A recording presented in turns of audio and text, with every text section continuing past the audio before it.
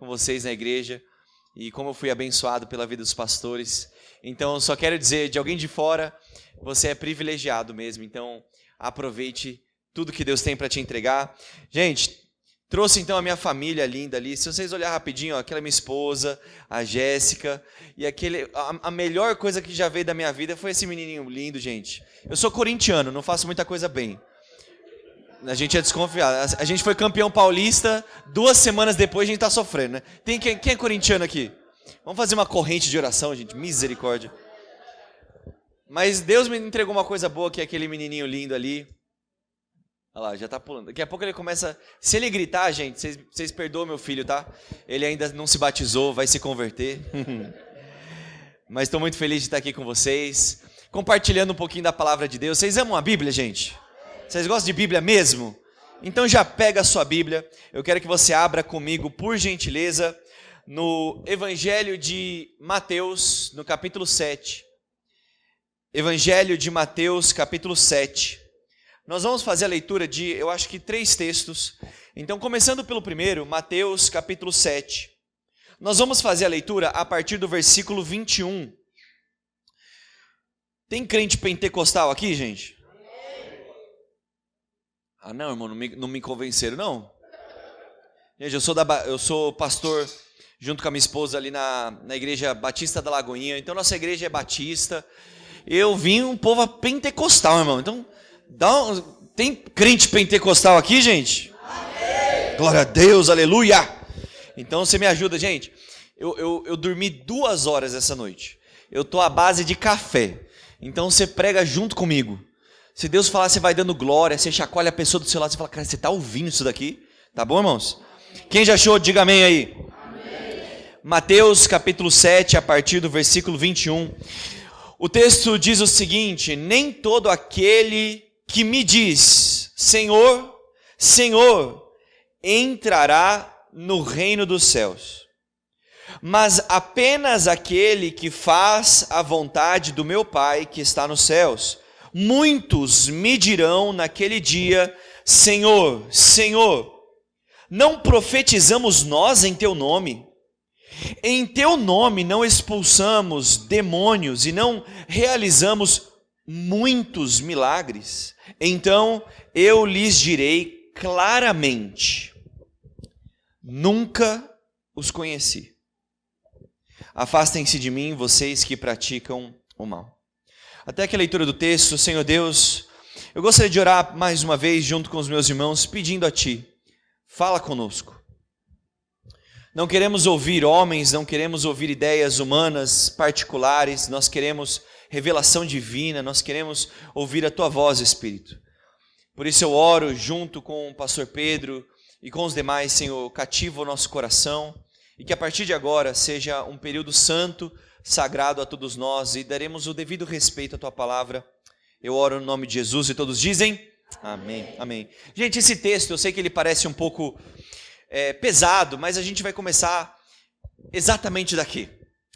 Eu não quero trazer gatilho, eu sei que você está aí de feriado, né? Talvez alguns já passaram da escola há tanto tempo, mas eu quero te fazer uma pergunta. Quem aqui se lembra da época de escola, você se preparou para uma prova? O seu professor, seja de geografia, qual seja o assunto da faculdade, ele te passa previamente aquilo que talvez possa cair no seu exame, sim ou não? Não quero te dar gatilho não, mas vamos voltar lá na escola. Quem aqui já passou pela seguinte experiência? Você está se preparando, em nome de Jesus você estudava para a prova, né? Não sei, porque não adianta você orar para a prova, você tem que estudar, entendeu? Quem se lembra, você estava estudando, dedicado, tentando compreender ali a matéria da faculdade, seja da escola, você estudou, se preparou, aí você chega no fatídico dia, o suspeito professor te entrega a prova, e quando você vai perceber as questões, cai um assunto que você não viu nada. Você estudou muito, mas o que é cobrado de você é outra coisa. Já passou por isso, gente? Você não cai num desespero de repente? Tinha 10 assuntos da sua matéria, você estudou 9. Aí aquele que não deu tempo de você estudar é metade da prova. Quem já passou por isso, gente? Você já começa a orar em língua, você fala, Espírito Santo me revela esse trem aqui. Talvez você já passou por isso, você se preparou para um exame, talvez você quando foi tirar a carta, eu me lembro em atendimento com uma jovem, ela fez, para o CFC você vai estudar ali as placas, né, as leis de trânsito, aí quando foi cair, caiu aquela placa que ela não viu, não, aquela placa eu não memorizei e é exatamente uma das questões foi aquela que caiu. Eu trago esse exemplo, gente, para trazer um alerta a você. O texto que nós acabamos de ler, Jesus Cristo, ele está colocando todos os ouvintes, ele está colocando você no último dia. E ele vai colocar a seguinte imagem para nós. Vai chegar no último dia que muitas pessoas tentarão apresentar algo a Jesus que não é de fato aquilo que ele está cobrando de nós. Vocês estão aqui comigo? Muitos se apresentarão naquele dia dizendo: Senhor Jesus, olha tudo que eu fiz no seu nome. Senhor Jesus, olha tudo que eu pratiquei. Eu fiz muitos milagres. O termo não diz poucos. Nós fizemos muitos milagres em teu nome, Jesus. Não, olha aqui. Nós expulsamos demônios. Nós profetizamos no seu nome. Eles começam a apresentar uma lista de atividades. Eu fiz isso por você. Mas Jesus vai dizer claramente: olha, a prova não era essa. A questão não é aquilo que você faz, a questão é relacionamento. Eu não te conheço. O interessante é que Jesus, na sua fala, ele não nega aquilo que eles fizeram ou deixaram de fazer. Ele não diz: não, vocês não fizeram. Ele diz: eu não vos conheço. E é por isso que eu trago essa passagem para você nessa manhã, para começar a seguinte provocação e talvez uma baguncinha na sua mente. De que quantos de nós estão criando uma confiança de que quando chegar no último dia, nós estamos confortáveis, afinal de contas, eu estou fazendo algo pelo Senhor, eu estou fazendo muito. Mas o que Jesus vai te cobrar não é aquilo que você faz, mas é o nível de relacionamento que você tem com Ele. Está fazendo sentido isso aqui, gente? Ele não quer ser impressionado pelos seus feitos. Ele quer ter afeição com você como um amigo tem ao reencontrar alguém muito querido. Talvez em um momento, quando você está conhecendo alguém, você tente impressionar de alguma maneira. Quem aqui já é casado, gente? Você já casou, está casado? Então imagine você, lembra lá do começo? Você sempre mostrava a sua melhor versão, sim ou não? Você passava perfume, homem fazia barba, se arrumava. Aí você, mulher, nossa, passava maquiagem. O homem nem queria falar, mas parecia que te deram um tapa. Você estava tão vermelha assim, ó. Porque você quer impressionar. Mas o que acontece, gente, quando você vai criando afinidade, intimidade com a pessoa? Você não precisa mais se vender, você não precisa mais apresentar o seu melhor. Vocês chegaram em um lugar de relacionamento e intimidade que vocês se conhecem. Se conhecem. É difícil quando você tem que fazer sala para alguém. Sua mãe chama alguém da sua família, aí você tem que fazer sala, puxar assunto com alguém que você não tem intimidade. Gente, abrindo um parênteses aqui, eu sempre digo isso e eu no último dia eu tenho poucas perguntas a fazer ao Senhor, mas uma eu vou perguntar. Eu vou diante do Deus Todo-Poderoso que criou o mundo. Eu quero fazer a seguinte pergunta: Senhor, o que você fez em nós, na nossa natureza humana, que quando em uma interação social com alguém que eu não conheço, a primeira coisa que nos traz à tona é o clima? Você está no elevador, você não conhece a pessoa, a primeira coisa... Calor, né? Tempo doido. Irmãos, quando você não tem intimidade, você apresenta o seu melhor, você não tem assunto, mas o que Jesus propõe é que no último dia, o que vai ser pedido de nós é relacionamento. É quando você não está se encontrando com um estranho, é quando você avista um amigo de verdade. Não interessa o tempo, a distância, a última vez que vocês se falaram. Quando você se vê, você se conhece. Você sabe, você conhece a pessoa. E nós precisamos ouvir essa mensagem, vocês precisam estar nesse acampamento.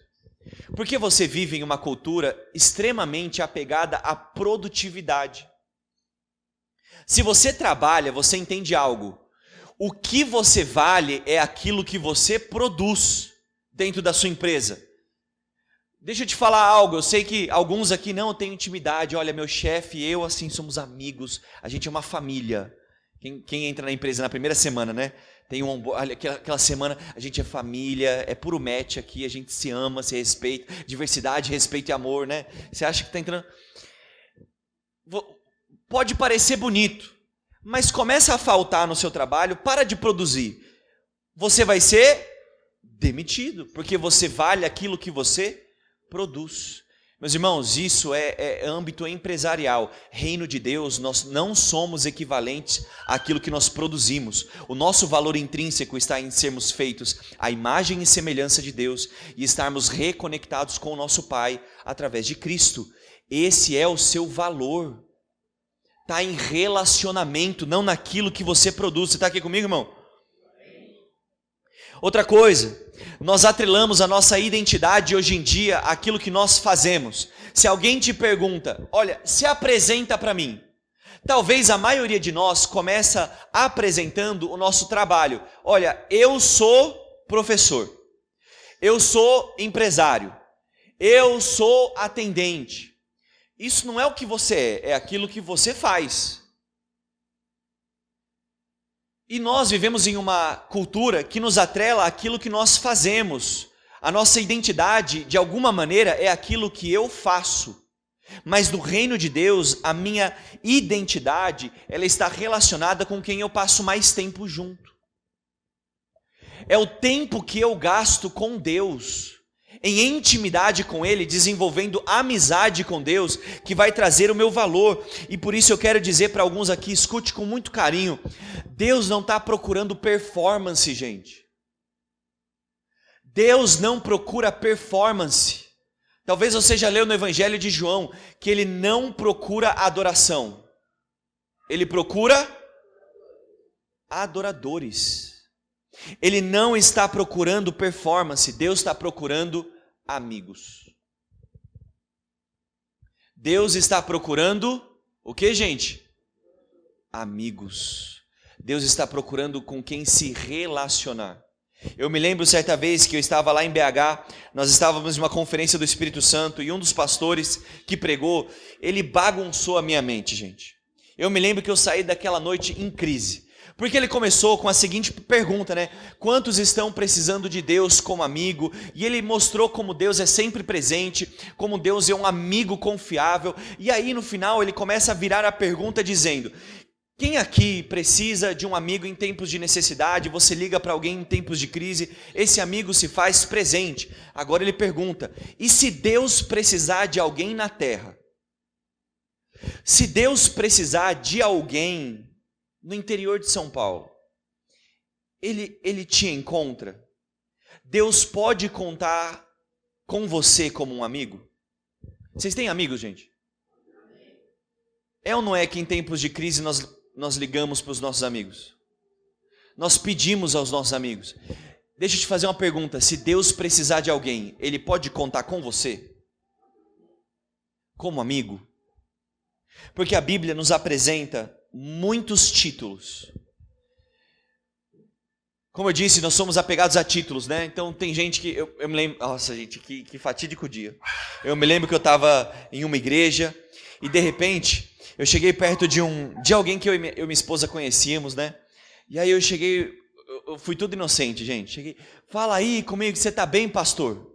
Aí ele me cumprimentou meio sério, falou assim: eu não sou mais pastor, eu sou apóstolo agora.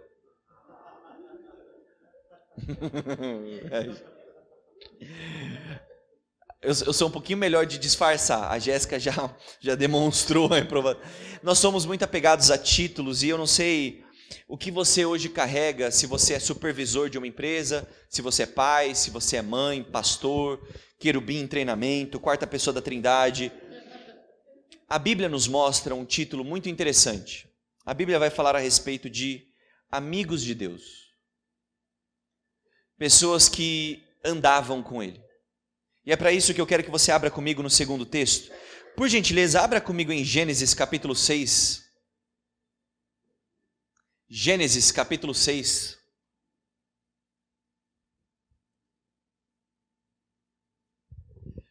Livro de Gênesis, no capítulo 6. a partir do versículo 5. Eu quero fazer a segunda leitura da nossa manhã, porque agora eu gostaria de olhar com você o exemplo de um homem que recebeu esse título de alguém que caminhava com Deus. E eu quero abordar um pouquinho a respeito dessa ideia de amizade. Em Gênesis capítulo 6, nós vamos olhar a vida de Noé. A vida de Noé. Gênesis capítulo 6, vamos ler a partir do versículo 5, só para você ter um pouquinho de contexto.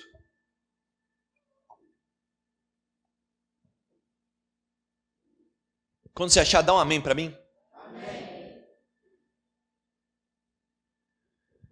Gênesis capítulo 6, a partir do versículo 5, o texto diz o seguinte: O Senhor viu quão grande era a maldade do ser humano na terra, e que toda inclinação dos pensamentos do seu coração era para o mal o tempo todo. Então o Senhor se arrependeu de ter feito o ser humano sobre a terra, e isso lhe cortou o coração. Aqui, gente, nós temos o contexto. Você está aqui comigo? Qual que é o contexto, gente? Nós vemos aqui Moisés dizendo que houve um momento em que, quando o Senhor olha para a humanidade, ele vê todo a sua criação e ele fica extremamente entristecido. Ele olha para a humanidade e percebe que o homem é mau, as intenções no seu coração são para a maldade, os pensamentos são mau o tempo todo. E nesse momento a Bíblia nos diz que o coração de Deus se corta, ele fica triste, ele fica mal. Esse termo, que talvez alguns tenham uma dificuldade de interpretação, é que Deus se arrependeu. Esse arrependimento, gente, não é de que Deus tenha errado. O termo, de fato, no hebraico, nos mostra um Deus entristecido. Você está aqui comigo? Ele está triste por ter feito, ele fica entristecido por ver a sua criação em pecado. Esse é o contexto. Porém, nós veremos no versículo 8, que um homem específico, ele é diferente. Você está aqui comigo? Gênesis capítulo 6, o versículo 8 diz o seguinte: Noé, porém, encontrou... O que diz aí na sua Bíblia, gente? Encontrou favor, encontrou graça aos olhos do Senhor. Esse é o registro dos descendentes de Noé. Noé era homem justo, íntegro entre as pessoas da sua geração. Ele andava com Deus. Ele andava com Deus. Então, em tudo que eu disse, eu quero agora que você deixe a sua Bíblia aberta aí, e nós vamos olhar esses dois versos com muito carinho, o versículo 8 e o versículo 9, e nós veremos um homem que recebeu esse título de um amigo de Deus. Ele andava com Deus. A primeira parte do versículo, eu quero que você leia comigo, começa dizendo o seguinte: Noé, porém, encontrou favor aos olhos do Senhor. A primeira coisa que nós podemos entender aqui, gente, Noé fez o quê? O que Noé fez? A coisa mais famosa que Noé fez foi o quê? Ele construiu a arca, sim ou não? As criancinhas, a primeira história que eles aprendem a respeito de Noé é a respeito de um grande feito. Ele constrói uma arca em obediência a Deus. No dilúvio, ele traz um novo começo para a humanidade. Então Noé, ele é conhecido mundialmente como o homem que construiu a arca. Correto?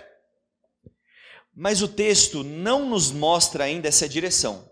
Deus vai pedir a construção a Noé posteriormente. Noé ainda não foi convocado para construir a arca. Noé ainda não obedeceu a esse mandamento direto. Ele não levou o período de tempo de construir essa grande obra, de ser fiel ao Senhor, ser zombado pelos outros. Ele ainda não construiu a arca. E o interessante é que nós podemos perceber que ele não precisou fazer algo, um grande feito, para receber o título de alguém que andava com Deus. Ele era considerado amigo antes de um grande feito. Eu vou parafrasear talvez para você compreender um pouquinho melhor.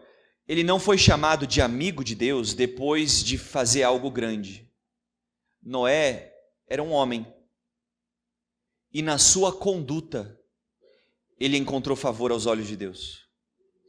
Muitos de nós vivem a nossa vida imaginando que eu preciso fazer algo para Deus para que Ele goste de mim. Mas esse texto já nos mostra que, gente, não é ativismo que atrai os olhos do Senhor. É conduta. Noé era um homem normal, gente. Você está aqui comigo? Ele não é o Noé construtor de arca. Ele é Noé, pai, marido. Ele é um homem que no meio de uma geração ele encontra favor aos olhos de Deus. Não pela arca que ele construiu, mas pela vida que ele estava construindo com o Senhor. Você não precisa dar glória não, irmão. Sei que isso aqui é bom demais, gente. Se você me deixar pregando sozinho aqui, eu vou aleluiar sozinho, gente. Ele recebe um selo de aprovação divino em um contexto que nós acabamos de ver de uma geração inteira longe dos caminhos do Senhor, porém um homem que não precisou fazer algo grandioso, a sua vida era grande, a ponto de encontrar favor aos olhos de Deus. Talvez você até hoje imagina que os olhos do Senhor estão nos grandes estádios, estão nos grandes nomes, nas grandes contas na rede social, nos grandes bancos, mas meus irmãos, Deus está olhando para a terra e encontrando pessoas normais, com vidas normais, dizendo: isso é grande aos meus olhos. Esse estilo de vida, essa conduta de criar uma família, encontra graça aos meus olhos. Quantos entram em uma vida ministerial, um ativismo? Eu preciso fazer algo, do contrário o Senhor não me nota. Meu querido, a vida que você leva, o casamento que você constrói, a forma de se portar na sua casa, sozinho no seu quarto, isso pode receber um selo de aprovação divino, dizendo: quando eu olho para toda essa cidade, eu não procuro os púlpitos grandes, eu não procuro as grandes reuniões, eu vou nos grandes quartos de oração e eu encontro homens, eu encontro jovens que me amam, eu encontro uma mãe fiel em momentos de dificuldade, que nos momentos de crise não abandona o seu lar, continua ensinando os seus filhos, e Deus diz: eu acho isso grande. Noé encontra favor, ele encontra graça, ele é aprovado por Deus antes da arca, gente. Não é que depois de fazer a arca Deus fala: olha, esse cabo é bom. Quando ele vê a conduta, a vida, o texto diz que ele encontrou favor aos olhos de Deus. Posso pintar uma imagem aqui para você? Isso me ocorreu no caminho vindo para cá. No caminho vindo para cá, nós tivemos um trânsito bem no começo de São Paulo, porque ia acontecer uma corrida. Eles estavam organizando essas corridas que acreditem aqui no interior, né? O Pedro está tentando me arrastar para a vida fitness, para a correção silvestre. Eu estou me fazendo de egípcio, esquecendo. Não, ele manda mensagem, eu ignoro, bloqueio ele. O Eric vai vir, né? O Eric, que é a minha dupla sertaneja que a gente desfez, né? O Eric não tenho mais graça pro Eric não. Eles estão tentando me levar para essa vida de corrida. Quando eu e minha esposa estávamos vindo, estava um trânsito danado, porque tinha uma corrida, e algo me ocorreu pensando em Noé, a respeito de esse homem ter encontrado graça. Meus irmãos, Deus não está na linha de chegada esperando ver quem serão os primeiros para escolher o time dele. Deus não está na linha de chegada fazendo um cronômetro, procurando os primeiros que chegar são esses que eu vou pegar para mim. Meus irmãos, Deus ele está no meio da corrida, vendo a nossa conduta, a maneira de se correr, quantas vezes a gente se levanta apesar de ter caído, o nosso respeito e amor para com o próximo. Deus está no meio da corrida. E quantos de nós estão imaginando que Ele vai nos encontrar lá? Mas o Senhor caminha com você todos os dias, e Ele procura verdadeiros adoradores, Ele procura amigos. Ele procura amigos. Eu não sei se isso impacta o seu coração, mas isso me marcou tanto, irmãos.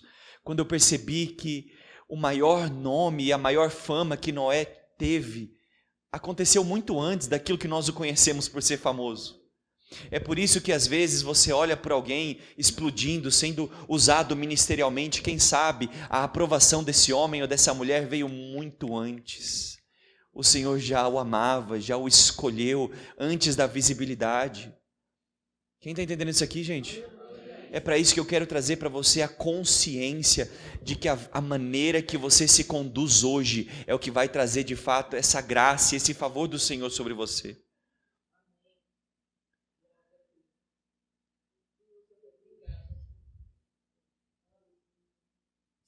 Certa vez eu fui provocado por alguém no começo da minha caminhada, dizendo: e se as pessoas que são tão famosas para nós hoje serão desconhecidos no céu? Mas pessoas que a gente desconhece o nome, a história, quando nós chegarmos na eternidade, os anjos e os anciãos, você, cara, é ela. Olha ela ali. Ela é grande e conhecida no céu. Meus irmãos, como pastor, eu tenho um santo privilégio de conhecer um pouco da Igreja de Cristo. Eu não sei qual é a sua afinidade com todos os irmãos e o pastor tem esse santo privilégio de conhecer pessoas. E eu gostaria de afirmar categoricamente a respeito da minha igreja. Eu sou daqueles que partilha do púlpito, as pessoas conhecem meu nome, cumprimentam minha esposa, às vezes eu fico aquela até carão, né? O irmão, pastor Eric, como é que está o Dante? E eu acabo não conhecendo o irmão, são muitas pessoas lá na igreja. Mas eu conheço gente que não tem grande título, mas no meu atendimento pastoral está enfrentando câncer, mas com tanta fé, com tanta oração. Pessoas que sentam na minha frente passando pelo luto de uma criança. Irmãos, meu filho tem 6 meses, eu não consigo conceber perder um filho. Mas alguém diante de mim, tendo perdido um filho, falando: eu amo ao Senhor, como me doeu, mas eu o amo. E essa pessoa sai do meu atendimento pastoral e no outro dia está numa recepção de igreja, recebendo pessoas com um sorriso no rosto, dando graça e paz. Irmão, Deus abençoe. Meus irmãos, isso é grande diante de Deus. É alguém que caminha com o Senhor. Não é pelas grandes obras e arcas que a gente apresenta, é pelo estilo de vida que nós conduzimos, a maneira que a gente se porta. Então, meu querido, Deus não está procurando grandes construtores, Ele está procurando homens íntegros, homens justos. Alguém que quando recebe um dinheiro a mais, 50 reais, um pix além, uma nota fiscal que foi, ele é justo. Ninguém está filmando, ninguém está postando no YouTube, levando lá no caldeirão do Hulk, olha que coisa, ele é justo. Para com uma pessoa dizendo: olha, veio a mais, eu te devolvo. Justo, íntegro, que na igreja é de uma maneira e quando vai falar com a sua esposa em um momento de ira é tão crente quanto dentro da igreja. Ele não apenas canta coisas bonitas no louvor, ele fala coisas belas aos seus filhos, ele edifica a sua casa com palavras brandas. Isso é grande, gente, isso é grande demais. O homem que se levanta pela manhã, apesar de cansado, apesar de ser cobrado no trabalho, ele continua de maneira fiel, trabalhando de maneira honesta, correta, para levar o seu sustento para casa e ser fiel à sua esposa, cuidar dos seus filhos, pagar a luz. Quem está entendendo isso aqui, gente? Isso é selo de Deus, da qual encontra favor e graça aos olhos do nosso Pai. Irmãos, Deus está olhando para nós e procurando amigos. Nós acabamos em um momento de oração, foi o que nós falamos aqui. Irmãos, o que Deus está procurando é um coração com fome. Ele só está procurando um coração com sede. Eu quero te incentivar a você começar a perceber que Deus não está no céu olhando para um relógio dizendo: você está muito atrasado, está faltando muita coisa grande. Ele está observando atentamente como você se comporta. E quem sabe, apesar de ninguém conhecer o nome de alguns aqui, nós temos gigantes na fé no nosso meio. Talvez você nem imagine, mas a pessoa atrás de você é gigantona no céu. A pessoa à sua frente, ela é gigante no céu. E talvez você esteja hoje se cobrando, se martirizando por aquilo que você não produz. Quando o Senhor te olha, Ele vê a sua conduta, o seu caráter, o seu coração. E às vezes Ele gosta de muito mais de um coração íntegro do que uma voz afinada. Ele gosta muito mais de um bom marido do que um bom pregador. Um bom filho acima de alguém que contribui com muito dinheiro na igreja. Noé, ele foi considerado, ele encontrou graça aos olhos de Deus. O texto continua, se você puder acompanhar comigo. O texto diz que Noé, ele era um homem o quê, gente? Ele era um homem o quê? Justo e íntegro. O ungido de Deus do teclado, consegue tocar aqui comigo? Eu acho que eu vou chorar, irmão. Você me abençoa aqui, porque só para não chorar sozinho, não.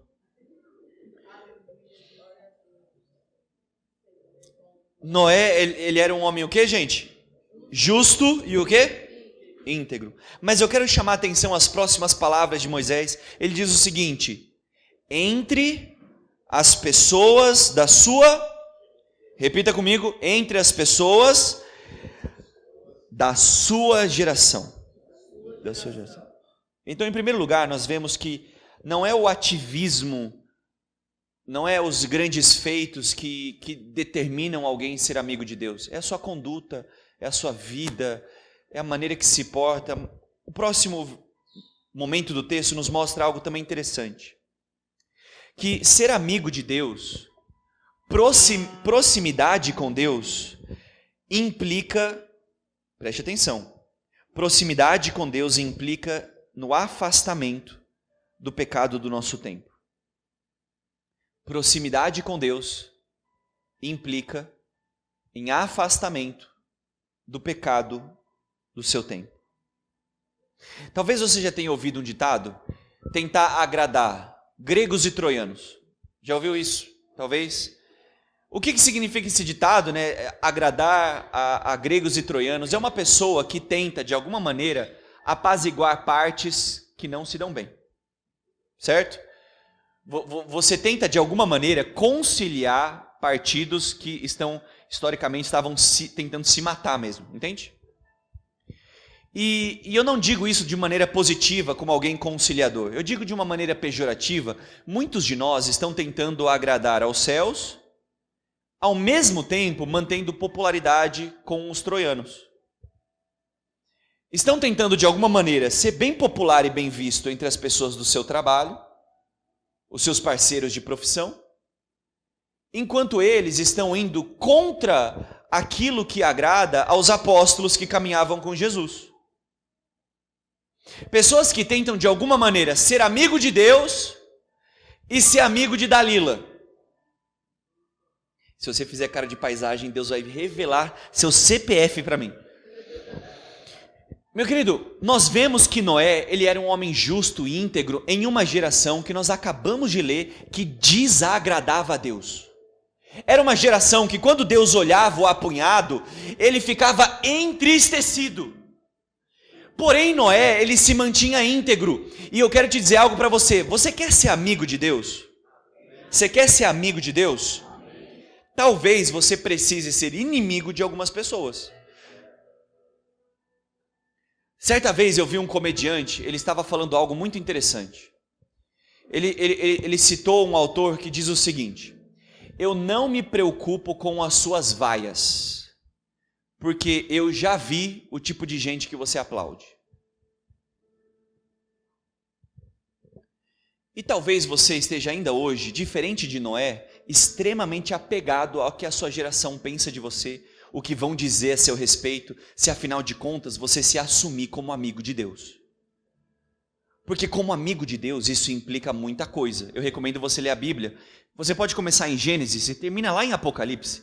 Você vai ver que ser amigo de Deus implica em muitas questões. Ser amigo de Deus não é você colocar uma roupa de time e falar: gente, agora eu sou do time de Jesus.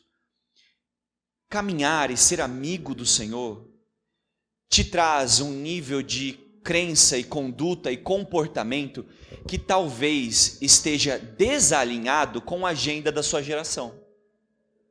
Eu particularmente posso confessar que como pastor, eu sou amigo de muitas pessoas, mas a maneira que eu prego, aquilo que eu falo todo sábado no culto de jovens da minha igreja, já me trouxe inimizades e pessoas saíram falando mal de mim, não gostaram de atendimentos pastorais que tiveram comigo. Mas meus irmãos, por quê? Porque eu não abro mão de ser amigo de Jesus para agradar ninguém.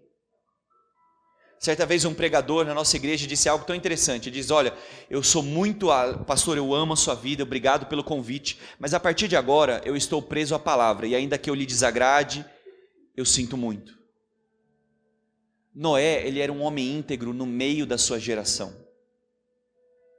Eu não estou falando de um afastamento da geração em si. Você está aqui comigo? Eu não estou falando de uma vida de monastério, uma vida de me afastar. Não, preciso me desligar de tudo. Não vou ter rede social, não vou... Você vai voltar para a caverna? Não tem como. Noé, ele não estava afastado da sua geração, ele estava afastado da maneira de se viver que era comum. Eu te pergunto, você é estranho? Porque se você não é estranho, talvez você não está num caminho legal. Porque ser crente é ser estranho, é andar na contramão do que muitas vezes o mundo caminha a passos largos. Ser amigo de Jesus, em muitas vezes te coloca contra pessoas que são apegadas e apaixonadas pelo pecado. Eu te pergunto, quem você vai querer agradar?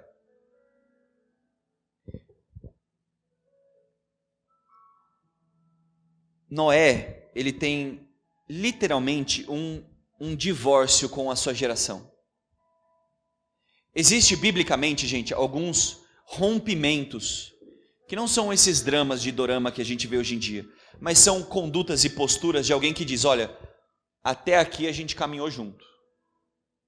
Noé, ele se afastava do pecado da sua geração. Vou dar outro exemplo. Quando chega na terra prometida, Josué pega a sua família, ele pega a sua tribo e ele já faz um firmamento. Olha, eu não sei o que vocês vão fazer a partir daqui. Eu e a minha casa serviremos ao Senhor. Houve momentos dentro das tribos de Israel que isso foi colocado à prova. Existe um momento que todas as tribos começam a ganhar amizade com os povos nativos. Os cananeus que adoravam as suas divindades, eles começam a fazer amizades com ele. Obviamente eles começam a não ser amigos de Deus. Uma tribo em específico, chamada de Levi, se mantém em fidelidade a Moisés, chama os levitas e fala, levitada. Era uma piada muito ruim, levitada, quem levita, ok, perdão. Ele diz, levitas, cada um pega a sua espada, vamos se organizar aqui. E nós não vamos fazer parte desses que são amigos do seu tempo. Nós somos amigos de Deus. Custe o que custar. Seja a aprovação da minha família. A minha esposa, quando ela tem um contexto diferente do meu, quando a minha esposa se converteu, o pai dela quase que chutou ela de casa. Jesus disse, eu não vim para trazer paz, eu vim para trazer inimizade. Eu te pergunto, você quer ser amigo de Deus? Você quer receber esse favor, esse selo, essa conduta? Esteja pronto para ser diferente da sua geração, talvez. A pessoa que está do seu lado, ela trabalha de uma maneira, você trabalha de outra. A pessoa que pega ônibus do seu lado, senta do seu lado, estuda com você, ela tem um tipo de namoro. Você tem um namoro diferente. Quando você senta para conversar com as suas amigas, elas lidam com o seu casamento e as suas crises e as dificuldades com o marido de uma maneira. Você lida de outra. Por quê? Porque você é amigo de Deus. Você não precisa abrir. O apóstolo Paulo vai trazer um conselho para Timóteo. Ele diz, Timóteo, saiba disso. Nos últimos dias sobrevirão tempos horríveis. Os homens serão egoístas, avarentos, presunçosos, arrogantes, blasfemos, desobedientes aos pais, ingratos, ímpios, sem amor pela família, irreconciliáveis, mentirosos, sem domínio próprio, cruéis, inimigos do bem, traidores, precipitados, soberbos. E aí ele diz, mais amantes dos prazeres do que amigos de Deus, tendo a aparência de piedade, mas negando o seu poder. Afaste-se também destes. Olha o que ele fala para Timóteo, gente. Ele fala: Timóteo, vai ter gente ruim do seu lado, pecadora, amando mais o prazer do que sendo amigo de Deus. Se afasta dessas pessoas. Eu sempre digo isso nas minhas pregações para jovens. Às vezes a coisa mais espiritual que você faz é bloquear um contato, é parar de seguir alguém, é você delicadamente se afastar. Porque se uma amizade te afasta do Senhor, ela precisa ser removida da nossa vida. Tem um filme que eu amo muito, o filme Dois Papas. Ele foi feito por um brasileiro, Fernando Meirelles. Ele vai trazer exatamente, o último Papa acabou de falecer, né? E ele trata a transição do último Papa para com ele, na qual nós tivemos dois. E esse filme é muito interessante, que eles começam a ter uma discussão. E o Papa Bento XVI, esse diálogo obviamente pode ser fictício do filme, mas é interessante. O Papa Bento XVI, ele diz: uma igreja que se casa com uma era fica viúva na próxima. Uma igreja é um povo que se apaixona pelo seu tempo e começa a virar amigo do seu tempo. Quando mudar de era, vai ficar viúvo. Porque a igreja só tem um único noivo, a igreja só tem um único compromisso. E não é com a nossa geração, não é com as ideias do nosso tempo, não é com aquilo que é moderno ou hypado. Nós somos apegados e apaixonados pela palavra, pela eternidade daquilo que o Senhor disse, e nós não vamos nos vincular com qualquer outra coisa que seja isso. Está aqui comigo, irmãos? Vou finalizar, eu sei, eu vou acabar então. Porque o final vai dizer o seguinte: ele era um homem íntegro, justo no meio da sua geração. E finaliza dizendo: ele andava com Deus. Aqui eu quero dizer algo muito enfático para você compreender algo. Ser amigo de Deus é mais simples e mais sobrenatural do que você pensa. Vem comigo aqui, gente. Ser amigo de Deus, andar com Deus como Noé fez, é mais simples e mais sobrenatural do que você imagina. Nós temos uma concepção bem hollywoodiana, nós temos algumas imagens ali medievais, que nós temos uma concepção de espiritualidade, e nós desenvolvemos isso dentro da igreja evangélica também. Que espiritualidade, alguém que anda com Deus, é aquela pessoa que tem revelitude da revelação todo dia.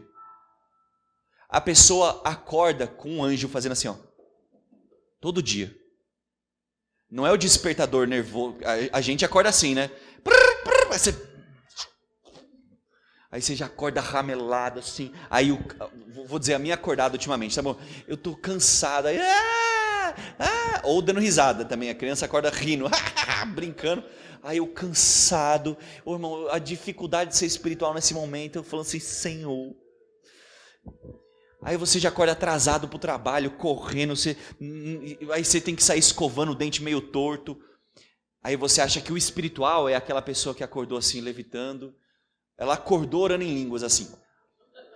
Aí ela vai pedindo licença para os anjos, né? Não, licença, querubim Rafael. Aí Gabriel já está fazendo o café da manhã dela. Aí ele senta, faz aquele devocional maravilhoso. Aí o Senhor fala audivelmente, fala, teu servo. Aí ele ouve, oh, meu. Aí o céu se abre. Nós temos uma concepção de espiritualidade, de intimidade com Deus, extremamente alegórica, extremamente ilusória. E às vezes a gente se acha menos amigo, porque afinal de contas, a nossa vida é vida.